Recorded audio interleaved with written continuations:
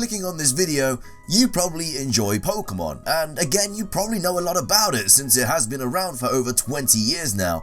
However, it is always fun to find out some more facts that you may have never known about one of the most popular franchises in the world. And one of the best things about Pokemon are of course the legendaries. So in today's video I'm going to be going over 15 facts about legendary Pokemon that you probably didn't know. Don't hesitate to drop a comment down below about the video and if you found it interesting or not. Don't forget to leave a like on this video too to show your support, and I'll be sure to bring out a new video very shortly. Make sure to subscribe if you haven't already to keep up to date, and follow my Twitter to updates about the channel. Both of those links can be found in the description down below. Now without further ado, let's get into the video, and I really hope that you guys enjoy.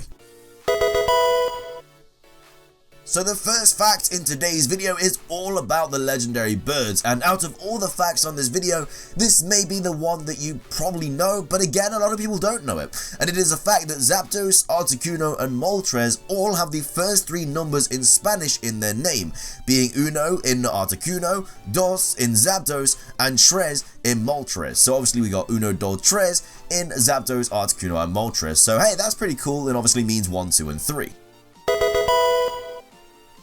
Coming up next, we have another fact about the legendary birds, and is the fact that Moltres is the only legendary bird to appear in every single Super Smash Bros. Game. So in Super Smash Bros., if you haven't played it, the Pokeballs are really cool to use because you just throw it and it just has like randomly a really good Pokemon or a really bad Pokemon. It's just always fun to see what you have. So you just basically throw them on the ground and you basically let your opponents watch in fear as sometimes the legendary Pokemon pops out. Anyway, the three legendary birds could each appear from Pokeballs in Super Smash Bros. Melee. And Articuno would use like Blizzard, and Zapdos would use Thundershock and inflict like persistent damage onto everyone, and then Moltres would kind of like knock fighters around with its wings. But Moltres was the only legendary bird to make a Pokeball appearance in Super Smash Bros. Brawl and Super Smash Bros. For the 3DS and Wii U. Even in Super Smash Bros. 4, Moltres is one of only 8 first generation Pokemon to make a reappearance. Even though it could not be summoned from a Pokeball in the original Smash Bros, Moltres could still really be seen flying in the background on the Saffron City stage, so technically was still in that game. Our next fact of today's video is all to do with Mewtwo, and more importantly, Mew3. So, with all the different forms and legacies and origin stories surrounding this Pokemon, the more you try to understand it, the kind of like more confused you get as its audience member. There have been a lot of different forms that Mewtwo has taken over the years. He has like lost armor, gotten smaller, gotten faster, and of course gone bigger, but there is still one form that we have not mentioned in this list, and that is the infamous Mew3. Now, this Pokemon doesn't appear in the cartoon series, it doesn't appear in any of the video games, none of the movies, nothing like that. Mew3 only appears in the Pokemon Adventures manga. Now, there is a single scene in which Red's Clefairy merges its DNA with that of Mewtwo's, basically creating another Mewtwo, which again would be Mew3 because it's technically another form, and it basically just has a small cartoonish face of a Clefairy. And in this scene, the Clefairy and Mew3 defeats Mewtwo before reverting back to normal, which is, you know, I guess technically another form of Mewtwo being Mew3. The next fact for today's video is all about the Lake Guardians. Now, it's rumored that the Pokemon known as Uxie, Mesprit and Azelf represent the Triforce from The Legend of Zelda, as they are the knowledge, wisdom, emotion, which is obviously courage, and willpower, which is obviously the power Pokemon. They were also created by the god Pokemon Arceus, and the Triforce was created by the goddess Din, Nairu and Farosh. So this technically isn't 100% a fact, but it's still really interesting. It kind of makes up as well. They're both Nintendo games as well, so it kind of makes sense at the end of the day. The next fact that we're going to be going over in today's video is the fact that Reshiram's theme employs a burning fire effect, whereas Zekrom's theme employs a crackling thunder effect, and normal Kyurem's theme features an extra slap bass part playing in the background. So hey, a nice little music fact for you music lovers out there. Our next fact for today's video is kind of a controversial one, and basically in the non-English European versions of Pokemon Diamond and Pearl, Registeel's sprite was edited because the original pose kind of resembled the Nazi salute.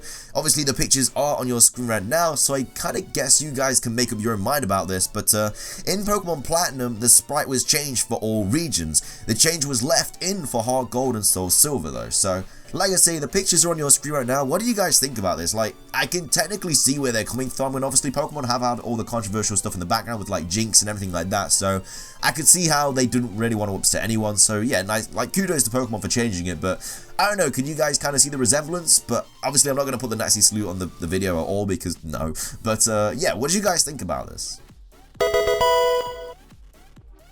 The next fact that we're going to be going over in today's video is again all about Mewtwo. Now, out of the many Pokemon out there that make up non-human cast of the Pokemon franchise, few are more memorable than Mewtwo. Now, not only is this bioengineered creature a powerful Pokemon, Mewtwo served as the antagonist in the very first Pokemon theatrical feature, obviously Mewtwo Strikes Back. Whereas the creature arc of most Pokemon consists of being caught and fighting other Pokemon, Mewtwo actually goes through quite a few changes during the story. After being used as a weapon by Giovanni, Mewtwo then kind of rebels against his creators, later expanding his aggression into an attempt to take revenge on all mankind, which is obviously why he starts making clones and everything like that. Ultimately though, Mewtwo's malicious rage is washed away from it when it sees human protagonist Ash, as we all know, running into like the beams, sacrificing himself for obviously Pokemon and people alike, and basically getting turned to stone. It's a very sad scene, we're all cried, let's not be silly here. Anyway, Ash is obviously petrified in the process, but all the young Pokemon trainers willing self-sacrifices so touches Mewtwo that he abandons his quest for vengeance. So while many young viewers just see this development as just another happy ending for Ash and his good old squad, the Church of England's theology secretary at the time, Anne Richards, actually saw a parallel to Christian values of redemption and salvation. So Ash's sacrifice is obviously another core value of Christianity, basically prompts Mewtwo to renounce his wrathful ways, which could also be seen as the character experiencing salvation from a life of sin. So as such, Mewtwo was dubbed a good example of what a proper Christian should ultimately do, resist and renounce the temptations of evil. So basically Mewtwo is seen as a very good Christian figure in the Church of England, which is pretty cool. Our next fact for today's video is about all the legendary Pokemon. So basically, according to interviews with Junichi Masuda in 2009, legendary Pokemon are the most difficult to design names for because Game Freak strives to make sure that the names of legendary Pokemon are universal across the different translations. So basically, extra work must be put into their names to make sure that they work universally in all languages and don't conflict with anything else. So basically, this is consistent with the relatively small number of legendary Pokemon that have had their names changed significantly outside of Japan. So it's currently 16, being the legendary birds, the lake guardians, the forces of nature, Silvally, the guardian deities, and in Chinese only, the Mewtwo. Our next fact for today's video is all about Reggie. Now, we all know Reggie, he's the president of the Nintendo America, but the fun fact about this though is that he actually once complained that Pokemon didn't have enough of the Reginator in it. So basically the team over at Game Freak agreed and actually added the Reggie Legendary Trio and Regigigas in honor of him. So you can actually see it, obviously Regirock, Registeel, so it got Reggie in it, and as well as Regigigas. So I didn't actually know this before researching the video, but that's pretty cool and I kind of like that fact. Our next fact about legendary Pokemon is quite a short one, and it's basically that Heatran is the only legendary Pokemon that could be either gender so far. Our next fact about legendary Pokemon is kind of a crazy one, and basically, even though Unknown is not technically considered to be a legendary Pokemon, in fact it's actually one of the worst Pokemon out there, if not the worst, in Spell of the Unknown Entei, the Pokemon movie, it is shown in Molly Hale's book about legendary Pokemon, its power, in large numbers at least, appears to match that of legendary Pokemon, and within the canon of the movie, it is specifically referred to as a legendary Pokemon. So I don't know if Unknown's got this like bigger secret where it says that the power levels are the same as a legendary, but they definitely ain't showing it in the game with that big old hidden power. You know, it's not doing too much damage anytime soon. The next fact for today's video is all about the legendary beast. Now, in Pokemon Ruby and Sapphire, there is actually unused battle themes for the 3 legendary beasts, suggesting that they were actually planned to make a return after Gold, Silver, and Crystal, probably just as like roaming legendaries or something.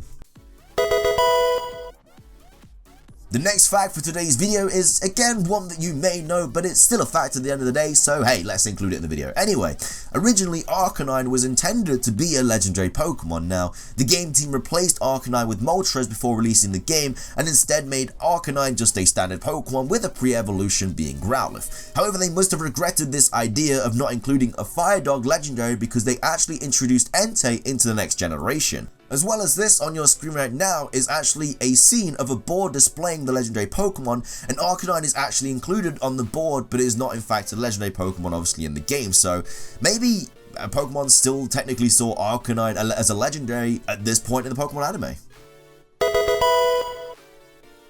The next fact for today's video is again all about the legendary beasts, and I really like this fact. It's actually very interesting. So basically, Entei, Raikou, and Suicune Pokedex entries are in order due to the Burn Tower. So basically, Raikou is the first one because its lightning started the fire. Entei is next up because Entei's fire burned down obviously the tower, and then Suicune's third in the Pokedex entries because its rain stopped the fire. Also, in Heart Gold and Soul Silver, Suicune's theme uses bells, Entei's theme uses an electric guitar, and Raikou's theme is synthesized. So I really like the ordering of the Pokedex for these three Pokemon due to obviously the whole mythology surrounding them. Our 15th and final fact of today's video is again about the legendary birds. Now, the legendary birds being Moltres, Articuno, and Zapdos are the only legendary Pokemon that have been available in the wild in the greatest number of core series games, each being able to be caught in 13 core series games, being Pokemon Red, Green, Blue, Yellow, Fire Red, Leaf Green, Platinum, Heart Gold, Soul Silver, X, Y, Ultra Sun, and Ultra Moon. So hey, hats off to the legendary birds. With that, it does wrap up today's video. I really hope you guys enjoyed it as much as I did making it. If you did enjoy the video though, please do leave a like, I would really appreciate it. Like I said at the start of the video, I would also love to hear your guys' opinions too on the subject, so be sure to leave a comment down below if you do know a fact that wasn't mentioned in today's video. I do also have a couple videos coming onto your screen in a second, so be sure to give them a watch if you do have the time, and also subscribe if you do enjoy my content. That's everything from me though, so thank you so much for watching guys, have an amazing rest of your day, and until next time guys, peace.